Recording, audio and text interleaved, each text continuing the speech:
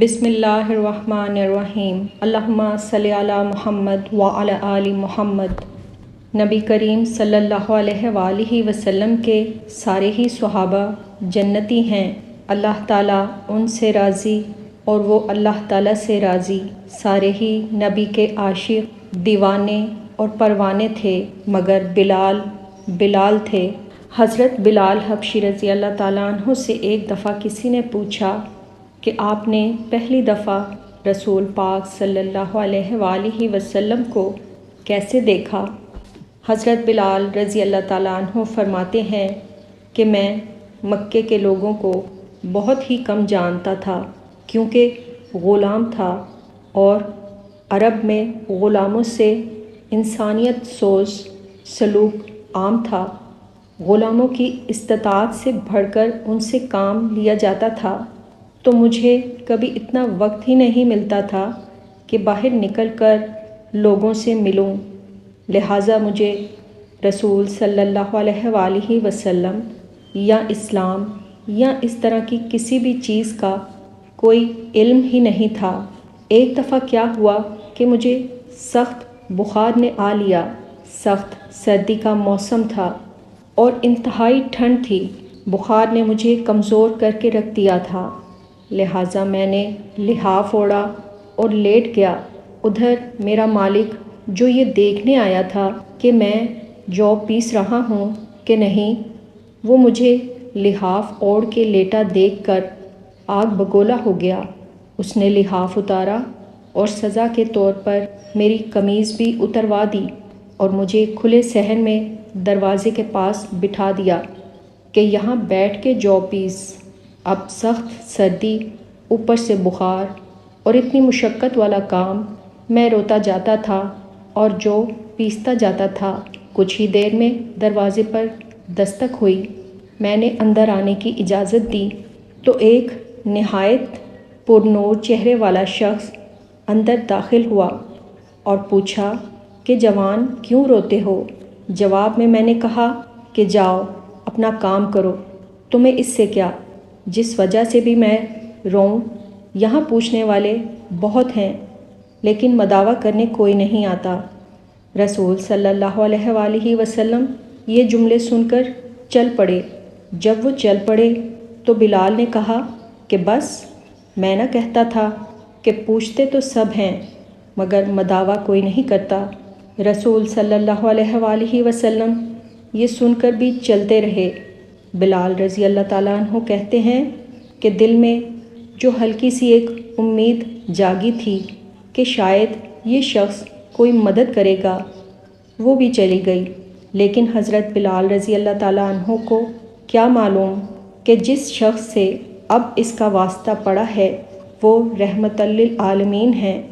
حضرت بلال حبشی رضی اللہ تعالیٰ عنہ کہتے ہیں کہ کچھ ہی دیر میں وہ شخص واپس آ گیا۔ اس کے ایک ہاتھ میں گرم دودھ کا پیالہ اور دوسرے ہاتھ میں کھجوریں تھیں۔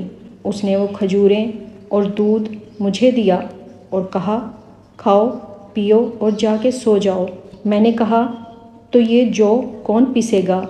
نہ پیسے تو مالک صبح بہت مارے گا۔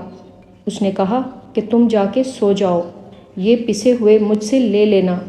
حضرت بلال حبشی رضی اللہ تعالیٰ عنہ سو گئے اور رسول صلی اللہ علیہ وآلہ وسلم نے ساری رات ایک اجنبی حبشی غلام کے لیے چکی پیسی۔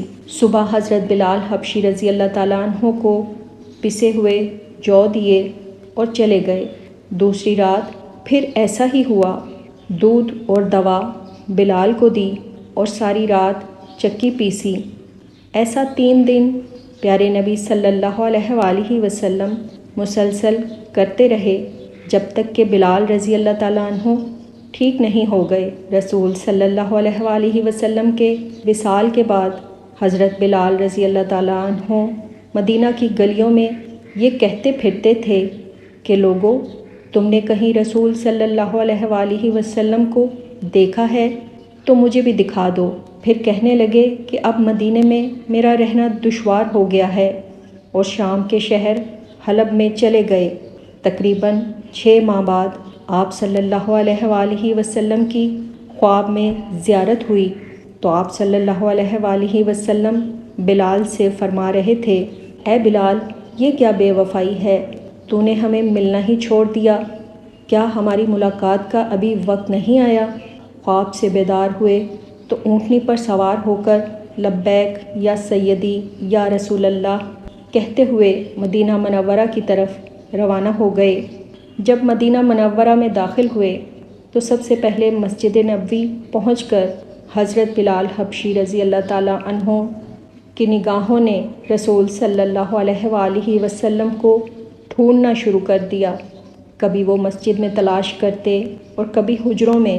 جب آپ صلی اللہ علیہ وآلہ وسلم کو کہیں نہ پایا تو آپ صلی اللہ علیہ وآلہ وسلم کی قبر مبارک پر سر رکھ کر رونا شروع کر دیا اور عرض کیا کہ یا رسول اللہ صلی اللہ علیہ وآلہ وسلم، آپ نے فرمایا تھا کہ آ کر مل جاؤ، غلام حلب سے ملاقات کے لیے حاضر ہوا ہے، یہ کہا اور بے ہوش ہو کر قبر مبارک کے پاس گر پڑے۔ کافی دیر بعد ہوش آیا۔ اتنے میں سارے مدینے میں یہ خبر پھیل گئی کہ مؤذن رسول صلی اللہ علیہ وآلہ وسلم حضرت بلال رضی اللہ تعالیٰ عنہ آ گئے ہیں۔ مدینہ طیبہ کے بوڑھے، جوان، مرد، عورتیں اور بچے اکٹھے ہو کر عرض کرنے لگے کہ اے بلال، ایک دفعہ وہ اذان سنا دو جو نبی صلی اللہ علیہ وآلہ وسلم کے زمانے میں سناتے تھے۔ آپ رضی اللہ تعالیٰ عنہ نے فرمایا، میں معذرت چاہتا ہوں کیونکہ میں جب اذان پڑھتا تھا تو اشہد ان محمدن رسول اللہ کہتے ہوئے آپ صلی اللہ علیہ وآلہ وسلم کی زیارت ہوتی تھی اور آپ صلی اللہ علیہ وآلہ وسلم کے دیدار سے اپنی آنکھوں کو ٹھنڈا کرتا تھا۔ اب یہ الفاظ ادا کرتے ہوئے میں کسے دیکھوں گا؟ تو صحابہ نے مشورہ کیا کہ حسنین کریمین رضی اللہ تعالیٰ عنہ سے سفارش کروائی جائے۔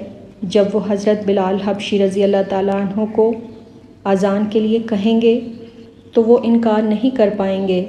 چنانچہ حضرت امام حسین رضی اللہ تعالیٰ عنہ نے حضرت بلال حبشی رضی اللہ تعالیٰ عنہ کا ہاتھ پکڑ کر فرمایا، ہم آج آپ سے وہی اذان سننا چاہتے ہیں جو آپ ہمارے نانا جان اللہ کے رسول صلی اللہ علیہ وآلہ وسلم کو اس مسجد میں سناتے تھے۔ اب حضرت بلال رضی اللہ تعالیٰ عنہ سے انکار نہ ہو پایا، لہٰذا تو اسی مقام پر کھڑے ہو کر اذان دی جہاں رسول صلی اللہ علیہ وآلہ وسلم کی ظاہری حیات میں دیا کرتے تھے۔ جب آپ رضی اللہ تعالیٰ عنہ نے بآواز بلند اللہ اکبر کہا تو مدینہ منورہ گونج اٹھا۔ آپ جیسے جیسے آگے بڑھتے گئے جذبات میں اضافہ ہوتا چلا گیا۔ جب اشہد ان لا الہ الا اللہ کے کلمات ادا کیے تو گونج میں مزید اضافہ ہو گیا۔ جب اشہد ان محمدن رسول اللہ کے کلمات پر پہنچے تو تمام لوگ حتیٰ کہ پردہ نشین خواتین بھی گھروں سے باہر نکل آئیں۔ گریہ وزاری کا عجیب منظر تھا۔ لوگوں نے کہا کہ رسول صلی اللہ علیہ وآلہ وسلم تشریف لے آئے ہیں۔ آپ صلی اللہ علیہ وآلہ وسلم کے وصال کے بعد مدینہ منورہ میں اس دن سے زیادہ رونے والے مرد عورت نہیں دیکھے گئے۔ کروڑوں سلام ہوں سیدنا حضرت بلال حبشی رضی اللہ تعالیٰ عنہ پر۔